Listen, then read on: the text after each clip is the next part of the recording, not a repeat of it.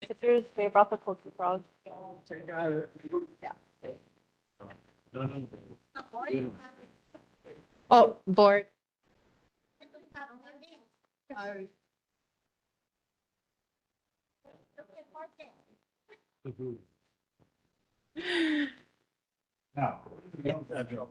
Yeah.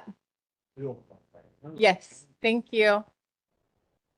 Aloha and good evening, everyone. Thank you so much. We usually start 7 on the dot, but we're just kind of waiting till everyone trickles in.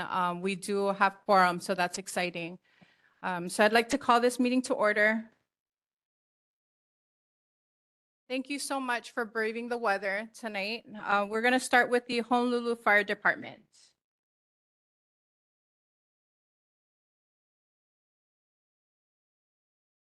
Aloha kako, firefighter Varus here at the Pālolo Fire Station. Just reporting for November 2025, the statistics provided represent the confirmed number of incidents in Pālolo's area for last month, October 2025. For more details on the incidents and related mapping information, please visit the fire response search tool on our HFD website at fire.honolulu.gov under the news and info tab. And should you folks have any questions, please email hfdnhb@honolulu.gov. So for October of 2025, we had one nuisance fire, which includes rubbish fires outside of a structure or vehicle. And then we also had one activated alarm, so no fire. We had 25 medical emergencies, 4 motor vehicle crashes or collisions, and 1 hazmat or hazardous material incident. And that's it for incidents within the Pālolo area. We always make sure that we share a fire safety tip. And for this month, food has a unique way of bringing family and friends together, especially during the holiday season. And cooking can be a relaxing activity. However, it is important to be aware that cooking fires are the leading cause of home fires and home injuries. By following a few safety tips, you can prevent these dangerous situations. Always stay alert while cooking. If you're sleepy or have consumed alcohol, avoid using a stove or stovetop. Always stay in the kitchen while cooking. Never leave the stove and heated appliances unattended. Use a timer to check on your food regularly. And keep combustible items like oven mitts, wooden utensils, food packaging, and towels away from your stovetop. And always keep children and pets at least 3 feet away from cooking areas. Yep, that concludes our update. And any questions? Okay, mahalo nui. You guys have a great holiday season. Thank you. Mahalo. Next, we have the Honolulu Police Department.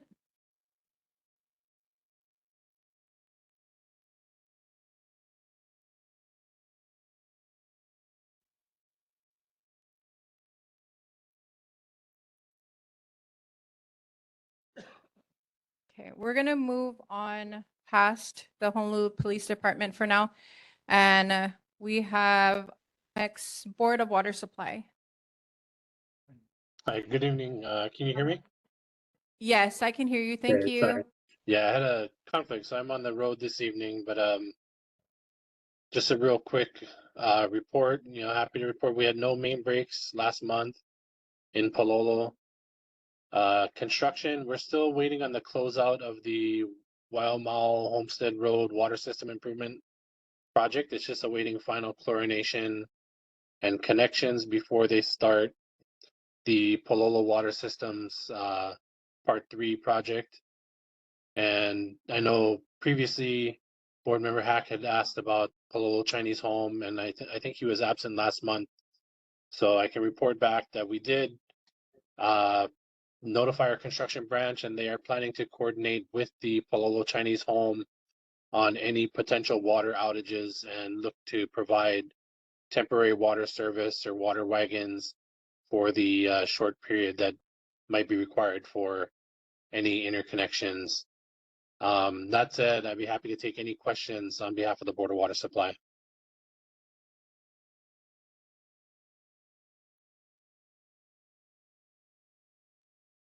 No questions in person and online. Mahalo. Thank you. Thank you. And then moving on to board business, is there a motion to approve minutes?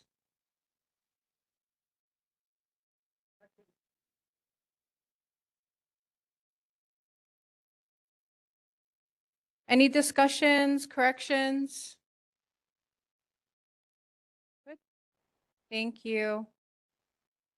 Then mentioning filling of vacancies, any interested residents or residents interested in filling a vacancy, please come up to the Neighborhood Board Assistant Camellia. We have one at large, one for Subdistrict 1, 2 for Subdistrict 2. Any questions about that, concerns online, in person? Anyone interested?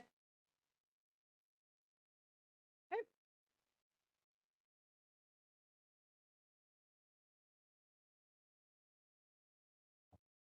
All right, moving on to board participation for the Honolulu Lights City Parade.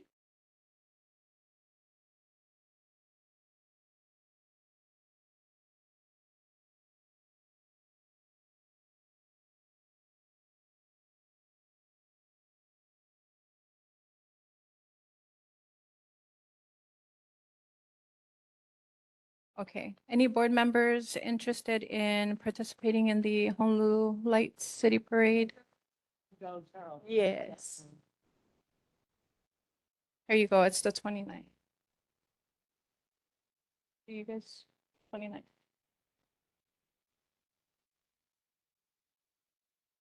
Yep.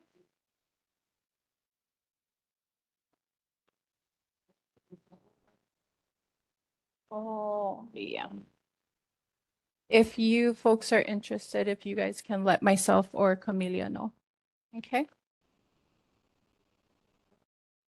All right, mahalo. Okay. And then moving on to board business, Department of Parks and Recreation, dog park community input for November 21st. The submission is deadline. We wanted to touch base on, let's see. We're reached out in regards to Pālolo Valley District Park and Waimau Slide area being a possible park to allow dogs. So we wanted to get input on that topic. And this is open to the board as well as the public. And then when you do approach, please feel free to approach and then introduce yourself, your name. And that's also online. It looks like the city is planning to announce publicly which parks will see the expansion of on-leash privileges in January 2026. With this in mind, we request you and your board submit your recommendation to us no later than November 21st, 2025.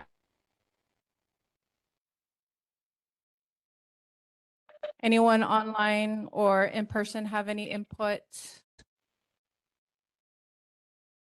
I'm online. Can you hear me? Yes, thank you. Okay, so ahead. my name is Lei Ho'opi'i.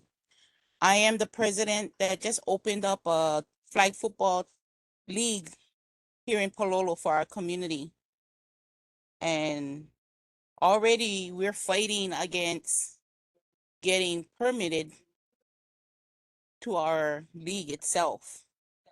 How is this gonna affect us with our team? Not only my flag football team, we have 2 different flag football teams that utilize the park, along with softball.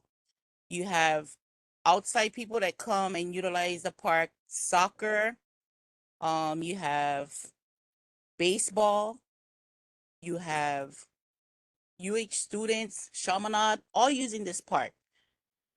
Is there any other option that they can use? I mean, I'm looking at the tennis court. How often is that tennis court being utilized?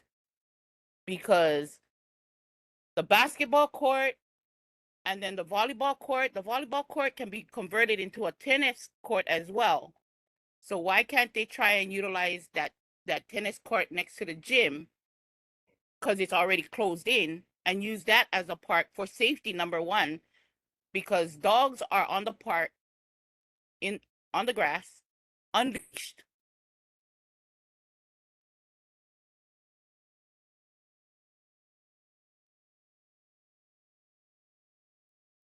Okay. Thank you so much, Lei, for those questions. We'll definitely try and get your response for your concerns. You bring valid points and concerns. So thank you so much for voicing that out. I don't have specific answers for you right now, but we'll definitely try and get you those answers. In the meantime, we are just taking input. So thank you so much for being on the call. Okay, thank you. Is there, mahalo. Is there anyone else online or in person? My name is Dalia Swinga, and I just wanted to kind of. Here we go. Okay. So I just wanted to kind of go off of what Lei was saying, that we are kind of competing for the space at Pālolo Park. And if there's another option up at Waimau, or if there's another space for the dog park, I would suggest them looking at other sites besides the Pālolo District Park. Mahalo. Thank you.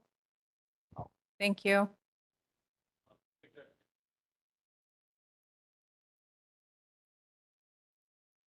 Aloha, firefighter Varus again. So at the fire station, we're kind of observers of park users. Obviously, it is very busy, constantly being used by like soft, I mean, she went kind of through the list. But I think just something to kind of credit the dog, most dog owners, is they kind of frequent the park in the mornings. They're there before the sun rises and usually gone within an hour or two. But I would say just looking at that overgrown area between what is that, the southeast corner of the park. There's like a lot of overgrown grass, kind of right by the monkey pod tree. That might be a possible space to create a dog park or someplace that can be enclosed. It could be right now. It's been burned through. We recently had a brush fire there like 2 months ago, but yeah, I would say that might be another kind of great space for dogs to roam free, being that there's parking as well too. I'm not so sure if that's available over at that Waimau space, but just for something for you guys to kind of think about as well. But mahalo. Mahalo for your input. Thank you. We have anyone online or in person that wants to voice their input? So we have it on record. No? Mahalo, thank you for that.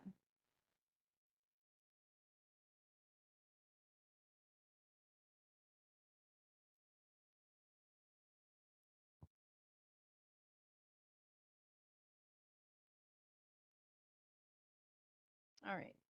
Thank you so much for that. Again, we're going to move on to presentations, and we have Ross Isokane. I believe he is online from Housing Now Coalition in regards to the empty homes tax presentation. Yes, aloha, Chair. I am online. May I share my screen? Yes, you're good. 1 second. Thank you so much for having me. Okay.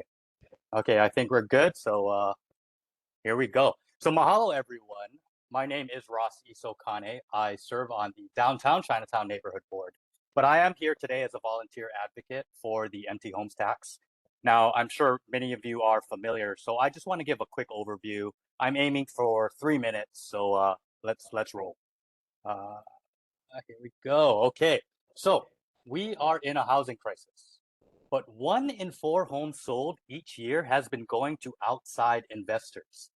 They're not renting them out to residents. They're using them as vacation homes, short-term rentals. How is that helping?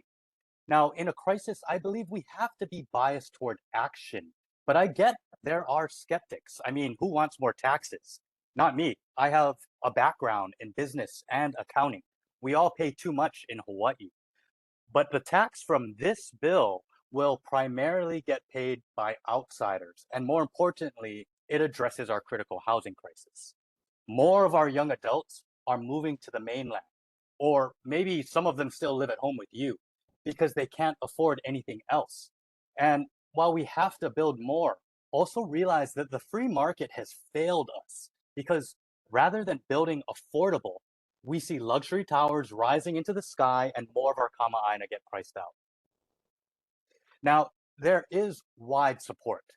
7 other neighborhood boards have already signed on. So we're looking to you to join this cause and make your neighborhood board's voice heard.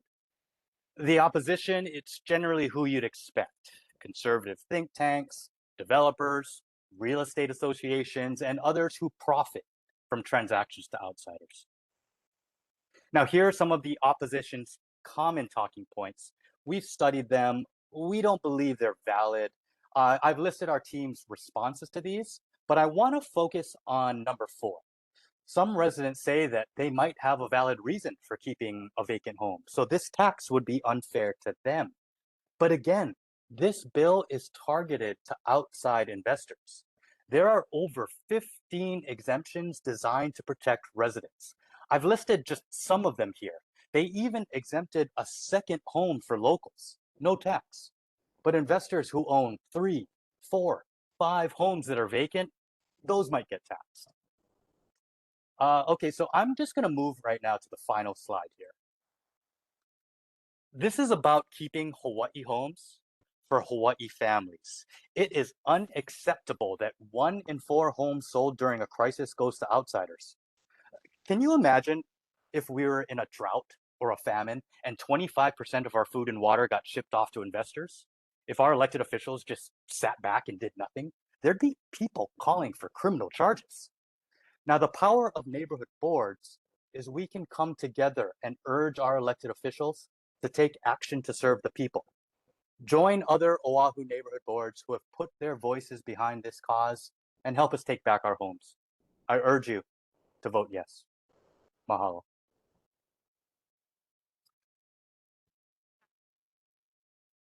We have a question. Please. Yes. Are you able to put your position in a resolution form that we can approve? Yes, absolutely. And I have shared that resolution with your chair. It's very similar to resolutions that other boards have posted. And it is in your Google Drive, I believe. Okay. But happy to walk through any of the It is. detailed points. If there's any questions on the detailed bill, I don't represent the city council or the city. I'm just a volunteer, but happy to answer any other questions.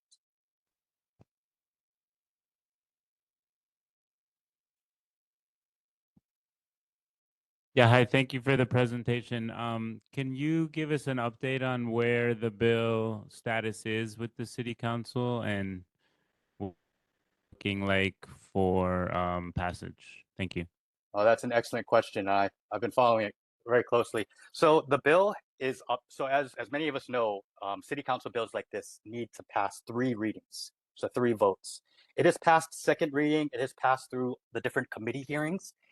It was up for third reading, but based on the writing on the wall, it is. There are some council members who are skeptics. So based off a straw poll we've seen, there are about 4 votes in favor and 5 that are either not in favor or on the fence. Need 5 votes to pass. So at any point, Chair Waters, who introduced this, could put this up for a third reading if he believes he has the votes necessary.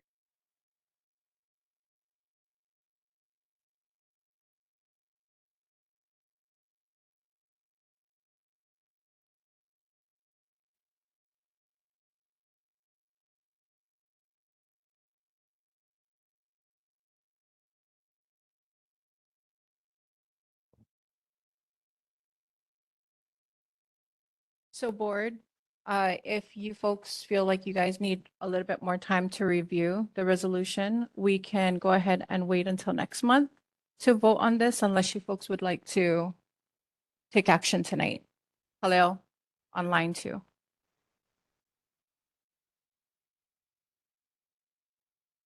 Chair Ronell, my suggestion would be that we should hear maybe from Council Member Scott Nishimoto, maybe Representative Jackson Sayama, and give us the perspectives maybe from the general public. And also, I think because our responsibility is to primarily the residents here in Pālolo Valley, I think we should get a sentiment about how this would affect our own valley here. So I would suggest that maybe we take a month and do some research, and hopefully we can hear from our representatives that maybe can offer other perspectives. Absolutely. Okay. Good. Khalil? I would love to take a month as well. Sounds great. Okay. Anyone else have any questions for Ross in regards to his presentation, online or in person? No? Okay. Mahalo for your presentation, Ross. Thank you. Thank you, Chair. Thank you, Board.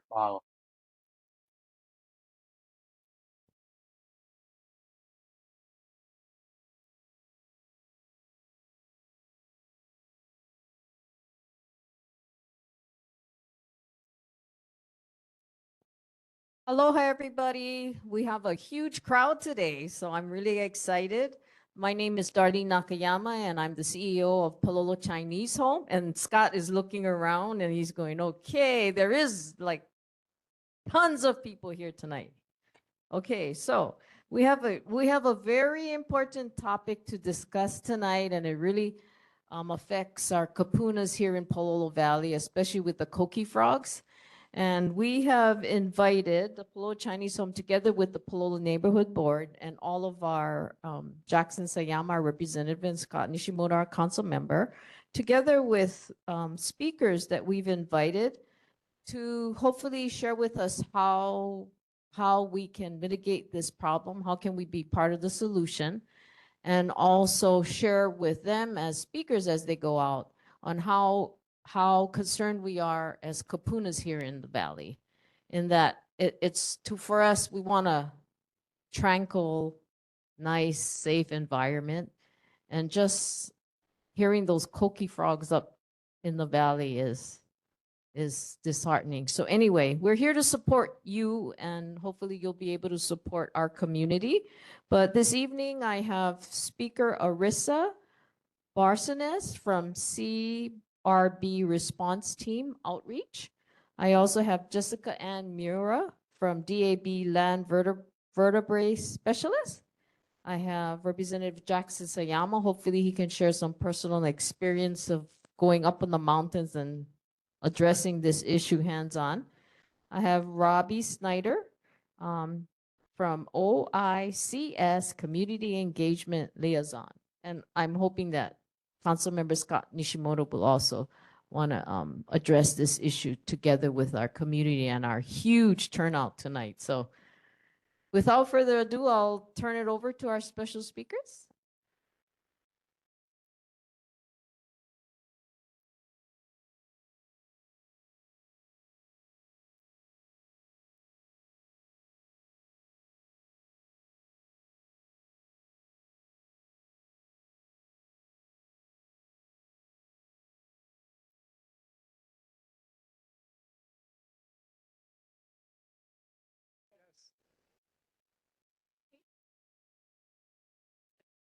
Should we set up in the corner so we can see everybody?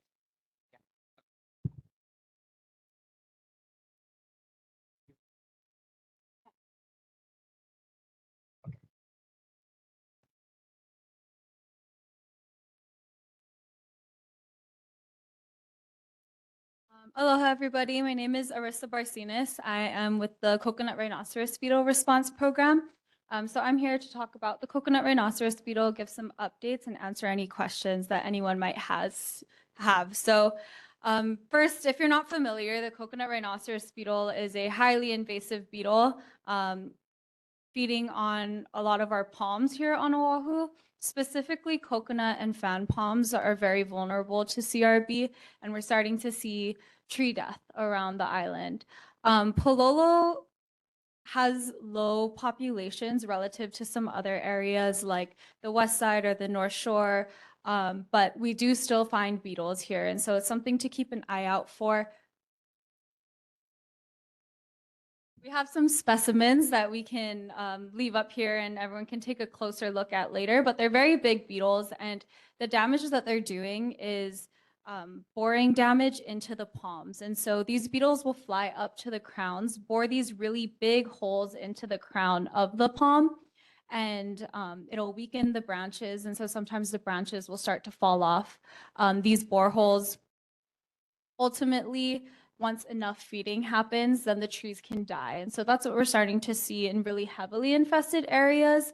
And of course, those dead trees pose health risks as well.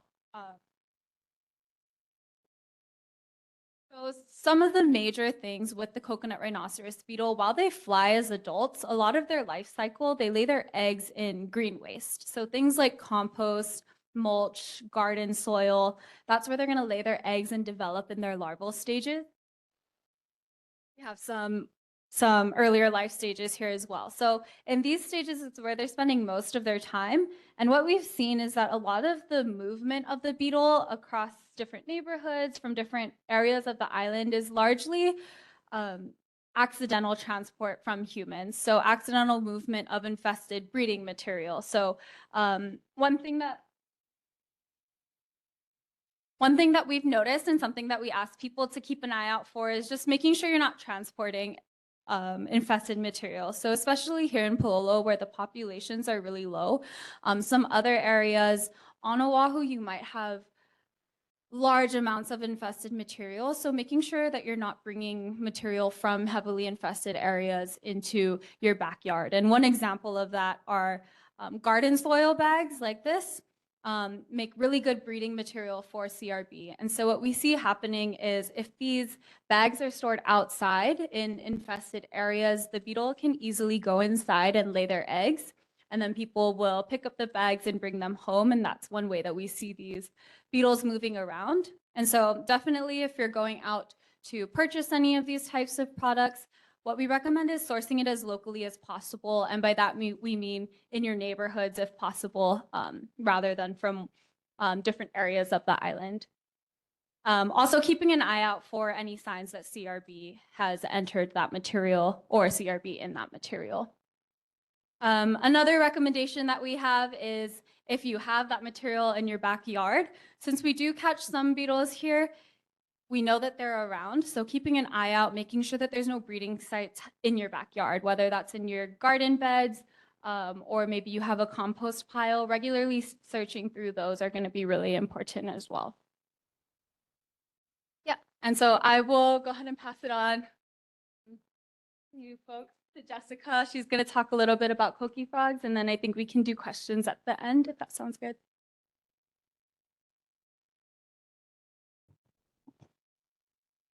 Aloha, Chair, members of the community. My name is Jessica Anmira. I am the Acting Land Vertebrate Specialist for the Plant Quarantine Branch at the Hawaii Department of Agriculture and Biosecurity Office. I've come here a couple of times already, talked about coqui frogs, but I'm glad that, there's a lot more people here. I'm happy to, talk more about what we are currently doing in the sense of what's going on in Pālolo. As many of you all know, the coqui frog population is located in Waimau Stream. Regarding Hawaii Department of Agriculture and Biosecurity's current efforts, we are doing 2 nightly responses a week. Luckily, now that the sun has gone down earlier, we've been able to come in early and then stay a little bit later to try and capture the outlier frogs. And we also do monthly treatments of the Mauka population in Waimau Stream for the frogs with citric acid, a citric acid solution. Kind of like going through like why coqui frogs are so important, especially as it being an invasive pest. As everybody knows, they're very, very loud. They're very loud. And they call when we're sleeping or trying to sleep. You know, most people work like 9 to 5s or day jobs and they're trying to sleep and it's very, very, very loud. So it's something that people will hear and they call throughout the night. They're not just like, okay, I'm gonna call from like 6 p.m. to 9 p.m. No, they're gonna call like whenever it's dark. So that's one of the probably the biggest thing towards people themselves is that it's very loud. Another situation would be that they are not native to Hawaii, but there is potential that they're eating native insects, arthropods, invertebrate that we have here in the state and we're trying to protect. In Puerto Rico, where they're from, they they have records of them actually eating baby birds right out of their nests. We were sent some pictures and yeah, these coqui are big enough to eat like baby birds and especially ones that we found. I have 2 frogs here, a male and a female. If you look at the female, definitely a small little mojito could probably fit in its mouth. Yeah, so that's another main concern that we have for coqui frogs. And a little bit of background, they did get introduced here back in the late 80s on the Big Island through plant material, or plant material is a high pathway. Eventually, Big Island has become an established island of coqui frogs, and now we are just concerned of it from moving from Big Island or to any other islands that are not considered infested. What we recommend for residents is that in Pālolo, please let us know if you hear coqui frogs. We do work a lot with the residents where the main population is, but there's still a lot of residents that may not know or may not have coqui frogs, but just contacting us when you hear it. You can either contact Hawaii Department of Agriculture and Biosecurity, you can contact Oahu Invasive Species Committee or the Hawaii Invasive Species Council. As long as your report gets through, we can work with you to try and see if we can either capture that frog, especially if it's just one frog in your area and you've never heard it before, just so that we can come out and respond and try to prevent another population from coming up or extending the population. Another thing is to try to decrease really good coqui habitat. I know that's because Pālolo is very green, but just keeping tabs on like running waters, especially leaky hoses. They like to accumulate in areas that are nice and moist. They're not aquatic.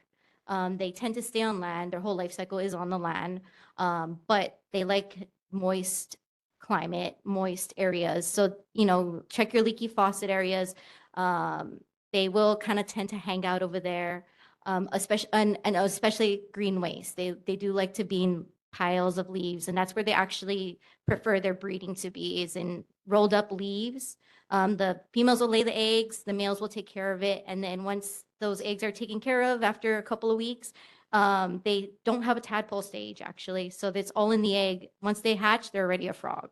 So that's just additional frogs spreading throughout, the area. If you are in an area that is coqui infested and you have not spoken with us, we'd love to work with you in getting access to the properties. Since a lot of neighbors are very, very close to each other, everybody's been very supportive and very, very, very willing to give us access to do what we need. But if you have not reached out to us, please let us know. We'd like to come by and be able to capture frogs near your property or even treat your property. Thank you. I'll pass it on to Robbie. Hell yeah.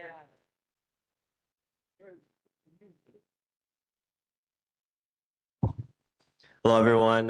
First of all, thank you, Darlene, for inviting me over to speak a little bit about my experience. I am by no means a coqui frog expert, which is why I was so happy to join the Oahu Invasive Species Council and their regular efforts to mitigate the coqui frog population in Waimau Valley. So a few months ago, I was able to join their team really from, I would start to finish, but we were able to mix the citric acid, on the site, and then again, really thanks to the neighbors for their cooperation in this effort. They do a really great job in that. But the thing is, it's a lot of hard work, right? And you don't get a whole lot of spread with it. You got to be really selective. You got to carry this hose all the way down to the valley, then back. You got to climb back up, carry this hose manually. And after maybe 2 hours of prep work, just 15-minute spray and I'll pow. And, hope that Koki frog is going to land in this puddle of citric acid and die, right? So it's difficult. It's a very tedious process. From what I understand, there are a bunch of noise sensors around the valley so that they're able to identify specific locations where the population might be migrating to target where to apply the citric acid. But for those residents who, sometimes complain oh, why didn't I hear every week, right? It's a lot of resources. It's a lot of work. And I think everyone's trying to do their best. Little update from what we're doing in the legislature. From the last session, we passed 3 bills to kind of target this issue. HB 427 appropriated $4.25 million to the Hawaii Invasive Species Councils. It also restructured the Department of Agriculture to become the Department of Agriculture and Biosecurity, so that they have a secondary mission, or it's still a primary mission of managing biosecurity issues in the state of Hawaii.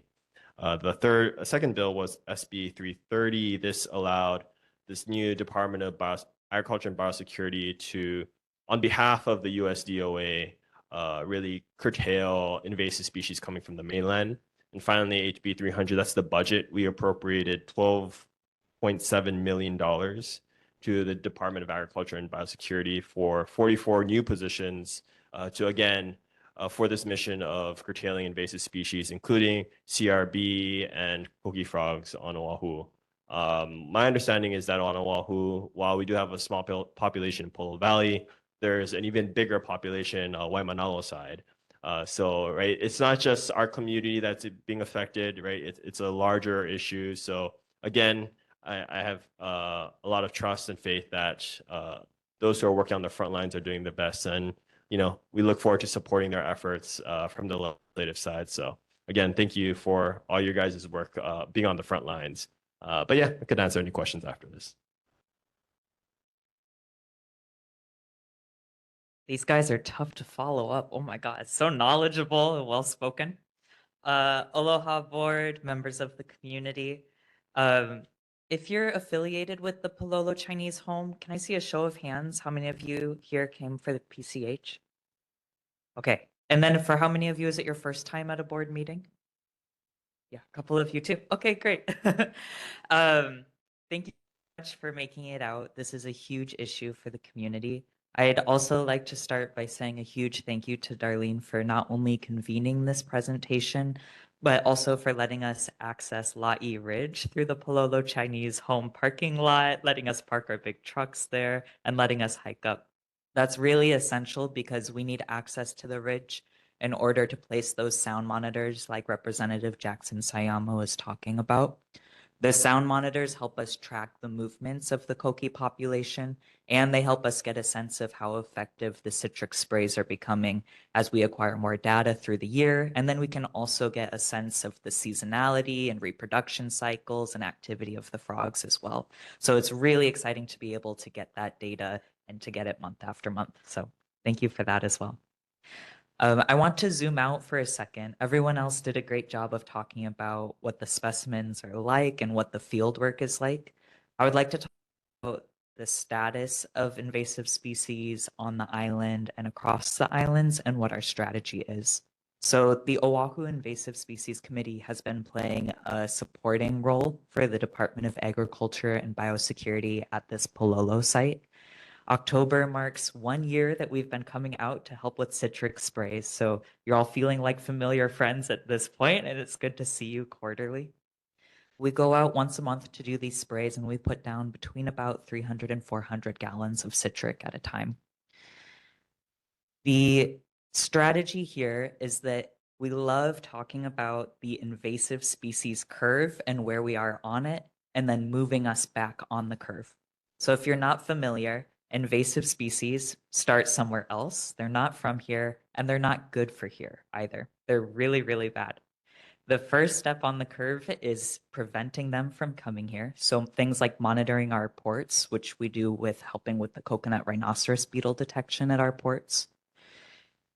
Further along on that curve, we get small sites. That's kind of like what's happening with little fire ant, where we have small local sites that we can still eradicate locally.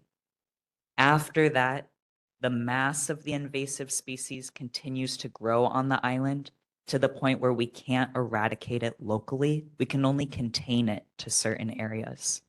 Right now with the coqui frog, we're fluctuating in that area where we're trying to contain these sites, but because they're so difficult and because we don't have quite effective enough treatments for it yet, eradicating these sites would be really, really difficult. We don't have the people, the funding, or frankly, a strong enough chemical to get out there regularly enough for eradication to be truly viable as it is right now.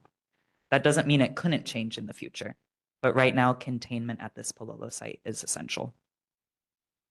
After it tips over from containment, we see widespread prevalence on the island. That's where we consider an invasive species a lost cause. There's no longer a state-funded response to it. There's no longer an agency working on it. The coconut rhinoceros beetle has tipped over that point. It's now so widespread on the island that there isn't really a dedicated state-funded response to it on Oahu. That's not necessarily true for our neighbor islands where it's not as widespread, but for this island, CRB has tipped. We don't want coqui frog to go that way, and we don't want, if I may, little fire ant to go that way as well. That's why our work here in Pālolo is so essential to protecting the rest of the island and also from protecting our neighbor islands from getting coqui frog as well, because the higher the concentration here, the more likely it is to be introduced to our friends over there as well. At a specific site, the strategy is to spray in the core where the population is densest, because once a population reaches a certain level, hand capture is no longer effective. It's like picking up a few grains of sand on the beach. You're not going to make any progress there. However, hand capture is super, super effective when it's targeted on the perimeter of the borders of the population. That way we know that there aren't new colonies starting of coqui frog and there aren't new reproductive sites. So that's why the two solutions go hand in hand. We're containing the area and then we're decreasing the population in that area. So if you're ever hearing about the two, or why isn't there more hand capture at one site, or why isn't there more spray at another site, that's generally the strategy for both sites. The last thing that I want to touch on, not so much strategic, but cultural, is that we were asked to talk a little bit about why invasive species are so important to our kupuna as well. If you have ever been lucky enough to care for an elderly person, a senior, a kupuna, you might know how much they love to get out of bed at night. They love to roam around, especially if you're working with a lot of them. One of the issues with coqui frogs, and Jessica talked about this a little bit, is how loud, they are at night. To put it into perspective, they're the loudest frog in the world, reaching the same decibels as a motorcycle. So imagine having a motorcycle parked outside your window all night long and the sound that that creates. It just creates so much more agitation for those trying to rest, and especially those who need a lot of rest at night. The other issue is that it disrupts our soundscapes and our native fauna, especially the invertebrates or bugs. So when we're talking about what we can learn from our kupuna as well, it really disrupts the whole process of passing on either cultural practices or that kind of lineage and knowledge of what you can do, for example, with coconuts, with coconut palms and trees, with our native palm lolu, which CRB also goes after. And then also with knowing the winds of the forest, the soundscape of the forest. And it all kind of boils down as well to that gut feeling or gut knowledge that you get from being in a place. Invasive species deeply disrupt the kind of energy, vibrations, frequencies, sounds, the feeling of a place as well. And so you see that there's harm done, there's a disrepair where no longer we can pass on that knowledge of being in a place together and learning about that place together. So feel free to add on anything else. I'm sure that you all have more insight to that as well. And like everybody else, we'd be more than happy to answer any questions that you all have tonight. Thank you so much.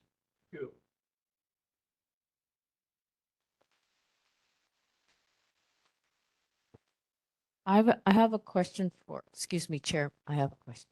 Okay, go ahead. For the rhinoceros beetle, how can an everyday property owner kill it in the, Yeah, in the that's a pond? great question. So if you're finding just, a beetle on the ground, sometimes people find them during the day. They are night active, but sometimes they'll just be on their backs on the ground during the day. If you're finding one like that, what we recommend is just throwing it into a jar and throwing it in your freezer overnight. That'll kill the beetle. It's the most humane way to kill it. It's the easiest way. If you're not able to access the jar, maybe you're on a walk or something, crushing it works well also, but they do have a really hard exoskeleton, so they are a little bit hard to crush. So usually our recommendation is freezing. Same thing with the larvae. If you're finding them, you can just collect them and freeze them. That's going to be a good option to kill the individual specimens. For killing them, in terms of like treatments and stuff, there are a few different things that can be done. And so for palms, there are some palm treatments that you have physical treatments, and then you also have chemical treatments. Physical treatments are going to include things like physical barriers in the palm, things like netting the crown of the palm so that the beetles get tangled, they'll get stuck there and die. That's pretty much the physical aspect of it. There are some chemicals that can be either applied as contact kills. If there are beetles actively feeding, it'll kill them on contact, or chemicals that will go up throughout the palm, and then once the beetle ingests tissue from the palm, then they'll die. So that's kind of the chemical options. And then for breeding sites, there are a lot of different things that can kill them in breeding sites. Heat is one. So if you do hot composting and you can get really hot temperatures, that's going to kill them. Submersion is another. If you have maybe, a small garden soil bag that you found CRB larvae and you cannot pick them all out, if you submerge the bag in water for 24 hours, that'll kill the beetle as well. That's kind of the more heat, submersion, and then of course just manual disruption. Yeah.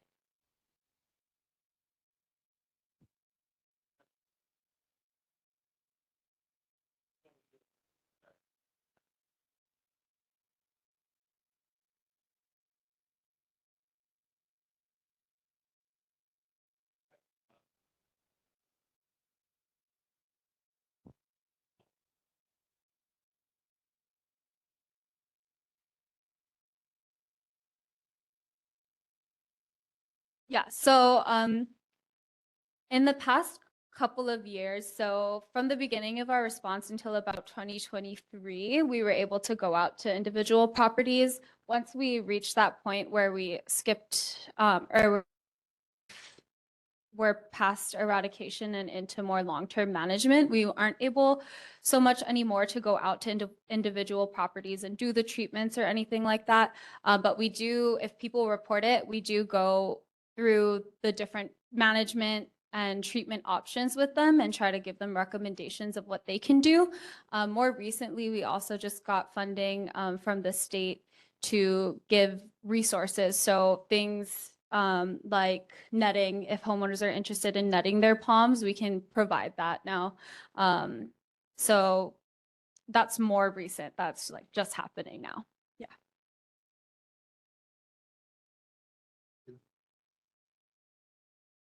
Great information. Thank you folks so much. I'm going to just double check. Anyone have any questions online? In person? Awesome. Thank you guys. That was awesome. Thank you. And thank you again, Board Member Darlene.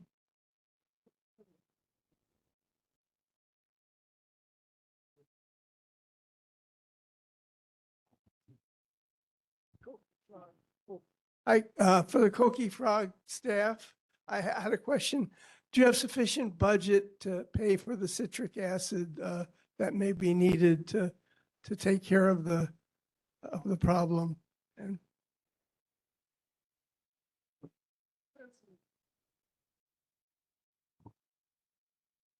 Thank you. That was actually a great question. Oh, sorry. Jessica Mura with the plant quarantine branch. That's a great question. So we do get a Koki budget, Koki Frog response budget for the department, which is currently being used to purchase citric acid. So we are using that funding to purchase as much citric acid as we can. Also some, like just, like maintenance as well of the sprayers, maybe other types of equipment that we can use for Koki. But essentially the funding that we have is going to Koki for our citric acid.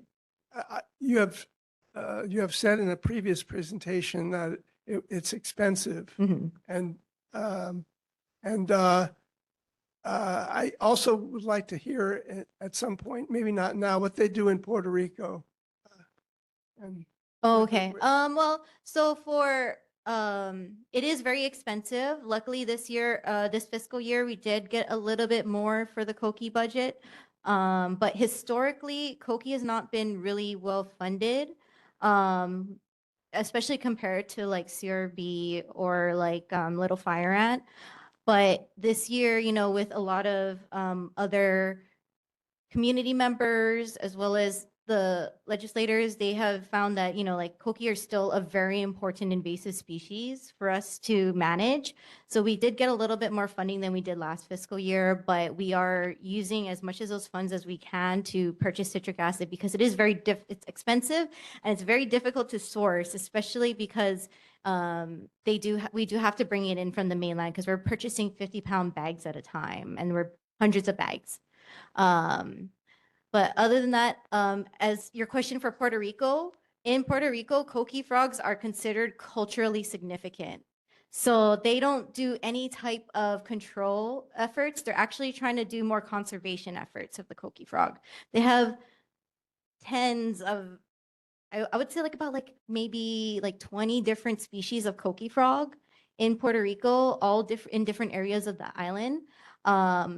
The one that we specifically have here in Hawaii is the Luthiodactylus koki, which is the common koki and the most adaptable koki frog that they have. So they can adapt to basically climate, elevation, different types of changes in their environment. So that's what makes it a little bit more difficult for us versus like some other koki that they have in Puerto Rico where they're considered endangered and are working towards conservation efforts. And especially because with recent climate, there has been a lot of droughts and they've been seeing the decline in koki population. So yeah, unfortunately we can't go by Puerto Rico's what they're doing there. We do understand, acknowledge that it's culturally significant with them. But here in Hawaii, they're not native and they are considered invasive to us and what we have in our environment, our flora and fauna. Thank you. I have one last question, actually. Sorry. Is there something that the board can do to help support that your mission of? I would say just, definitely keeping in mind that invasive species as a whole is still an important task for us as a state to undertake. It shouldn't just get brushed under the rug. Invasive, it does affect whether you see it or you don't see it, it does affect your way of life. Koki frogs, you technically don't see, but you hear it. Little fire ant, you can't really see until it's in your house. Coconut rhinoceros beetle, you can see the damage, but not everybody is affected by invasive species. But when people overlook that, it does become a bigger issue. So I would just say, consistent support or just advocating for keeping that invasive species funded is very, very important to continue getting funding for these projects. Thank you. Yeah.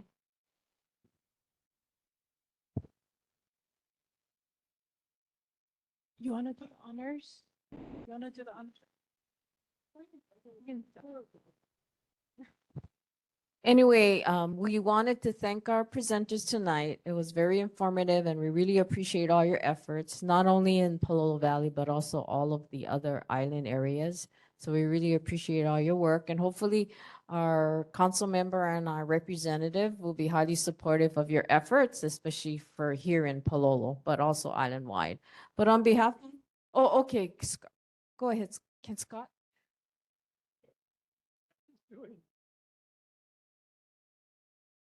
Thank you. I am highly supportive, Darlene, and thank you guys for doing this tonight. It is primarily a state issue. Jackson talked about the funding comes from the state. It's a Department of Agriculture thing. The state also controls the ports, so the point of entry for all the invasive species. On the council side, the way we can support you guys and them is to get information out. Also, we get phone calls a lot about, let's say, there's a new development, true story. We got a call saying they put in trees, half the trees are infested. So we talked to the developer, said, hey, we got a report saying your trees are infested. So they took them all out and had to put new ones in. But that's kind of how we can support getting information out. And then also when the community comes to us, we can kind of get it to the right people, but it's primarily a state function. Thank you for that. Thank you for that clarification. But on behalf of Pālolo, we wanted to thank everybody for coming tonight. And so we have refreshments in the back, and this is Carlin. She works at Pālolo, and Beverly also helps us out. Please help yourself with refreshments in the back. Thank you. And since I have all of your attention, I did want to formally thank our fire department. Carlin and I know the number of responses that you do at Pālolo, because every time I open my window, it's like, okay, the fire department is here again. But thank you for supporting our kapuna up there and really responding so quickly and so well. We really appreciate it. So thank you very much.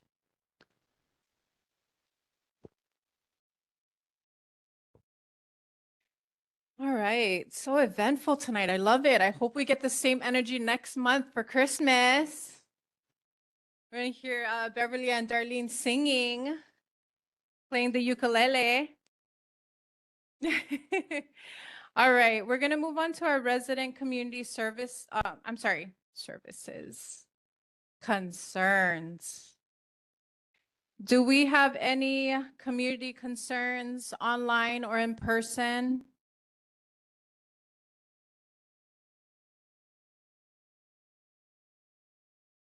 All righty. Okay, we're gonna move on to elected officials. Congressman Ed Case. Nope. And then we have City Council Member Scott Nishimoto.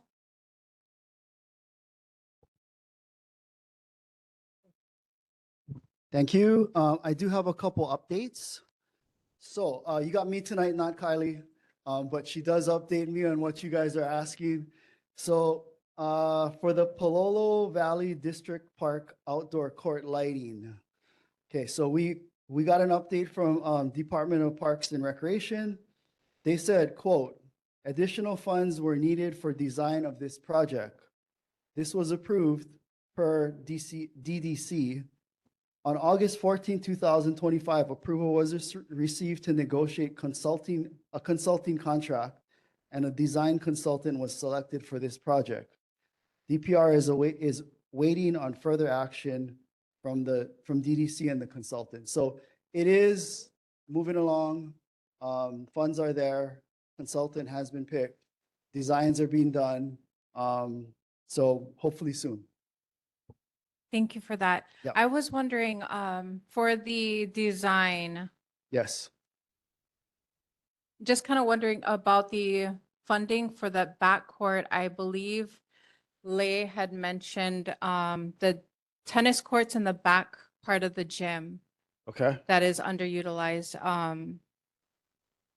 Can we know more details about the actual planning of the park so Okay. that we're not pouring so much funds into A part that's not used that much. exactly Okay. parts of the park that is Okay. not being used. Okay, I, we'll find out for you Okay, and we'll get back to you next month. awesome. Yeah. I guess community wants to know because, for example, like our bleachers don't work in Okay. the gym, so everyone has to bring in their own chairs. Okay, There's just the simple like tables and chairs that we don't have at the gym or at the rec center, the pavilion, okay, things of that sort that we just was hoping okay, we could so utilize. we'll get for you more details about the design. And then I think the other stuff is a conversation we should have about putting money into the budget next year. When we do the budget cycle, to put money in for the stuff you guys think is deficient. And that's a conversation that we can have either, you know, one-on-one or as a board and us. But we'll get the information about the design and then let's figure out a time when we can all talk. And we start working on the budget in February, March time. So that's a good, you know, maybe January is a good time for us to kind of say, okay, what are things that the board sees as needed at that park? And then it's my job to try to get it. So, Awesome. I appreciate that. I was nervous about the design being started and we understand the cost yeah, of that one design for Yep. one court. yep. Very, very high. So if we can talk to DPR and then get back to them. And then in January, let's have a conversation about what you guys see as needed in the park. Okay. Thank you. Yep. Any other questions? We have no questions online or in person. Okay, thank you. Thank you. Thank you, Kylie. Okay. Then we're going to move on to, I'm sorry, Mayor Rick Blangiardi's representative, DPP. Shilma. Hi, you hear me? Yes. Hi, Regina. Hi, Chair. Hi, Board and community members. Regina Monte, Mayor's Office. I just put the Mayor's newsletter in the chat for those online. Hopefully you have some copies. There, one of the highlights is the Skyline Segment 2 opening for service. You can read a little bit more about that. As well as a reminder of the new sewer rates going into effect January 1st, 2026. The Royal Band is inviting the public to a free event on Friday, November 28th at the Neil Blaisdell Concert Hall at 7 p.m. It looks like a really nice lineup of Hawaii's artists. So hopefully you all can make it there. And then on November 29th is when they will have the traditional tree lighting ceremony at Honolulu Hale. So hope you all can make it out this holiday season. The only follow-up I have is from the Department of Transportation Services. There is a question regarding the bus and Skyline fares and the board wanting to know when the rate commission is going to publish the fares for the bus and Skyline for the coming year. They weren't able to provide me a specific time, but their response was basically that the city council sets transit fares based on recommendations from the rate commission, the administration, and the public and public testimony. That's all I have, but I'm here if you have any questions or concerns that I can take back.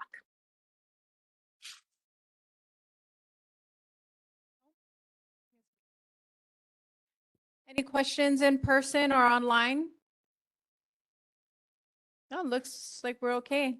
Thank you so much for Thank coming you. on. Thank you. Welcome. Then next we have Governor Josh Green's representative office. Kelly Amundsen. Aloha, good Aloha, good evening. Kiele Amundsen with the Hawaii Emergency Management Agency representing Governor Josh Green. Just a couple things. I just wanted to announce that the state has partnered with public libraries to support the collection of canned goods and non-perishables. HIEMA and the National Guard has been helping to transport these items to the Hawaii Food Bank, all in an effort to help address the food insecurity with families that's been impacted from the federal shutdown. Collections will continue through November 22nd. So if you would like to make donations, you can visit and drop off at any public library.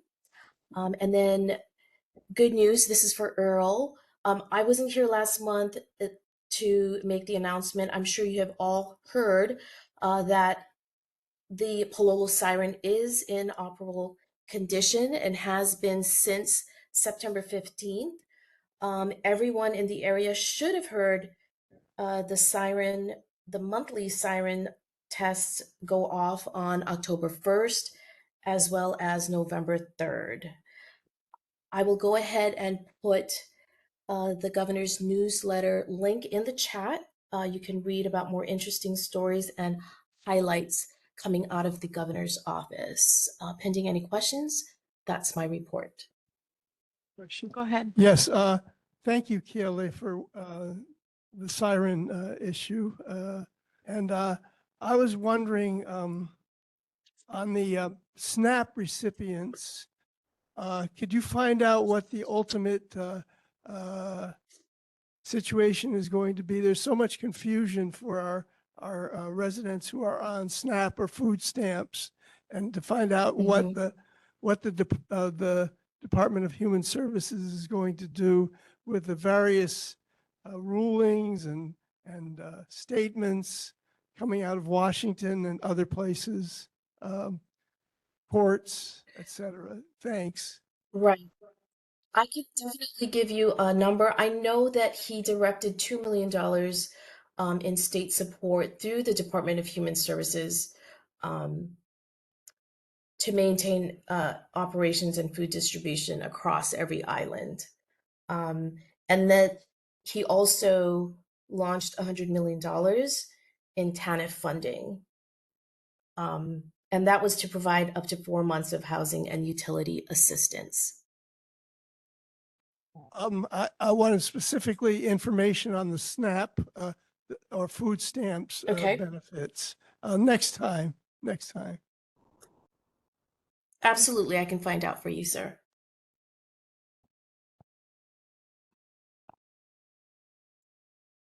Kaylee, I just wanted to tell you that we did hear the sirens, and I think Carnan would concur. I said, "Can you hear that? Can you hear that? Is that the sirens?" So we actually heard the sirens in Pālolo, and I don't think Earl heard. Did you hear? See, he's saying what? You have to tell him again. Say it loud. Okay. This is for you, Earl. Listen. Speaking to you. Listen. Earl, we updated or made your Pālolo siren in your neighborhood operable. So it is in working condition, and it went off both on October 1st and November 3rd. Did you hear it? So it is working. He didn't hear it. Okay. The siren. The siren. Talk about the siren. The siren is so soft. If you're in the house, you can hear nothing. Okay? I keep on telling Representative Sayama, they gotta put another one across down here. You know what the siren is for? It's to wake you up that something is wrong. Okay? Not something you want to, can't hardly anything. It's supposed to wake people up. And it's too soft. I keep on talking to everybody down this side, but on this side, You can hardly hear them. Okay? So you gotta put another one up here. Okay, Jackson, before you retire, okay? You gotta call it the Earl siren. Thank you. Thank you, though. We really appreciate it. Absolutely. Does anyone else have any questions or concerns? Online, in person? No, doesn't look like it. Mahalo Kiele so much in regards to the canned goods information. Public library, definitely the sirens. At least we know if you're looking for an additional location for another siren, we know where to put it, maybe in the backyard of Earl's house. So. But Thank mahalo you. Kiele. Thank you. Aloha. Aloha. Next, we have Representative Jackson Sayama.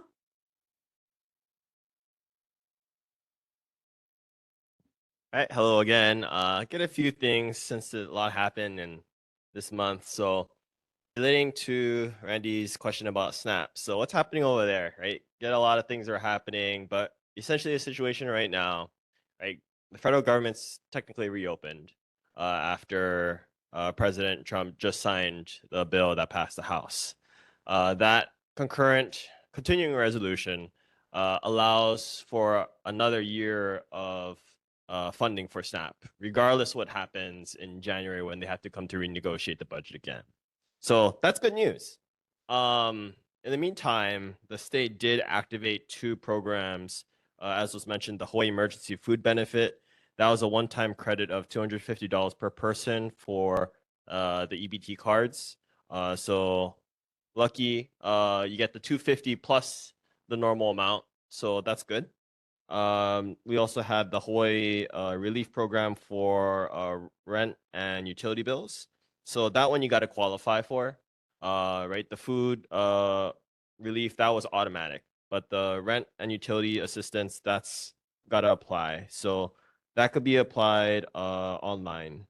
And then we get a website that's pretty useful for anyone who's looking to try to navigate this complicated system, right? Get all these kind of programs. So there is findhelp.org. And if you put in your zip code into that, it will basically give you every single resource for almost anything, right? Food, rent, transportation. So that, it's a really helpful website that I would encourage everyone who's looking to take advantage of these benefits to go check out. Okay, so that's SNAP. Okay. Next, I've been working with community person, Rodney Arias. He's organizing a Thanksgiving event on November 23rd at the Kaimuki District Park from 2 to 6. This is going to be live music. Basically, the idea is, right, this is like a Thanksgiving celebration for the community. Come join them with a picnic blanket, bring some food, enjoy live music. It's all good times. So I encourage you, if you're available during that time, to come with your family and friends and enjoy some of the community music there. Next, we had a major cleanup last weekend hosted by Sustainable Coastlines Hawaii. That was all along Waialae Avenue, picking up trash, as well as along Pālolo Stream. So get multiple crews all along Pālolo Stream from inside the valley. And I was stationed over by Hokulani, and other people were stationed by Alawai. We're just essentially cleaning up the waterway, especially where I was, right? There's a lot of houseless encampments there, so get plenty of trash. We're trying to be respectful of everyone over there. But yeah, no, it's a lot of work. And all this trash, right, comes from upstream, all goes down to our ocean. So we do have regular cleanups of the Pālolo channel, hosted by some nonprofits, but I don't have that information with me right now as to when they'll have their next one, but I'll share that with the chair, who could disseminate that information to the board. Finally, we hosted our own cleanup in partnership with Councilmember Nishimoto at the Zama Park in Waiamau. We had a few folks come out and we collected something like 30 plus trash bags worth of green waste. So right, it's a great little park that the community uses that Carol Zama used to take care of. So we're just trying to keep that beautiful park maintained for the community to use. We'll let the board know when our next cleanup is. Probably going to be, I don't know, next year, February or somewhere around there. But I think that's it for now. My office is getting ramped up for the legislative session in 2026. So if you do have any ideas about legislation, about issues in the community, I'm all ears. So far, the number one issue I'm getting, especially by Anuenue School, is the feral chickens. So we're gonna try change some legislation because there's some weird protections for feral chickens right now in the law, as well as additional funding so that the city can contract with a private contractor to capture and eradicate some of these feral chickens. So for now, that's one of the issues in Pālolo Valley. But if you have any more, I'm all yours. Thank you. Thank you. William Jackson, Uh-oh. you're doing a good job. Thank you. People talk about the siren, they making fun, Yep. and sound only. You know what is a siren for? It's for wake up people, okay? Okay. It's not something to just do, you know what I mean? Gotta be loud, Okay. okay? I've been making all I can test this right for school like that. Yeah. If you get one, they say only gonna do, nobody gonna do nothing. Yeah. Okay, the guy who live on Park by. A siren is to make you jump up if something is happening. Mm-hmm. Okay, remember that now. Okay, I'm not telling you because I get guys who will marry me when I tell them myself is not allowed. Okay? When I talk to anybody who's work up on the 18th floor, I told them, you get like siren noise. They always say they like know what is happening so they can get ready. It's not something just going to do, that's all. I heard the siren the last one. I went outside the house. Oh, yeah. Okay, good. You know what I mean? It's not, no, you got to understand now. What is a siren now? Something, you got to go loud at. Yeah. Or you jump up. So people go around and know that something is up. It's not just one sound, I've been through the kind, fire alarm, you know what I mean? Like you said, I tell you again. I'm going to test for fire alarm, HMSA. I tell the guy what to do. The guy who running the stuff, he all mad with me. He don't fight me. So I told him you got to make sure the breaker only for fire alarm. We went up there. We test the fire alarm. Then put them on emergency. Mago ring on about half a minute. Okay, we work on him. Bro. Yeah, they got to get, you know what I mean? Yeah. Number one, half a minute on the way. You know who I trying to save, The people working in there. That's what this office is for. Okay. It's to wake up people that something is up. It's not just on sound. That's what siren is. Okay. Okay. Thank you. Okay. Any other questions online in person? No. I think we're good. Thank you. And thank you for announcing the event at the Kaimaki Park. Leo. All right. Hello. Senator Oh. Hello? Sorry, I thought Earl was calling me. Oh. Oh, you heard me. Hey, Leo. This year I said, Leo. You know what I mean? I'd like to see you over here, okay? I would have been there. I just have a sick household tonight, but I'm with you in spirit and online. I'll be there next month. Okay. Next, we have Senator Leslie Hara's office. Nope. Okay. Then we're going to move on to announcements. NCO and the Toys for Tots is working together for a toy drive. Our neighborhood assistant, Camelia, awesome, will be collecting any donated children's toys, new and unwrapped, at tonight's meeting, as well as you're welcome to bring your gift for next meeting, which is scheduled for December 10th at 7 p.m. Again, Darlene and Beverly will be playing the ukulele. It's tradition, they said. Christmas meeting, so please come out. dress festive and get ready to sing some Christmas carols with us, okay? Madam Chair, Yeah. I'd like to invite the community and to the neighborhood board potluck on that date, along with the sing-along. So this is a holiday party, not any particular religion, but as well as our meeting. Yes, if you conduct the choir, yeah? Okay. And then we have our Pālolo rebroadcast information listed as well. Do you have any other? Hello, you good? Okay. Yes. Thank you. Thank you everyone for coming, and thank you for everyone who participated as well as gave their input. We really appreciate it and presented as well. Meeting adjourned.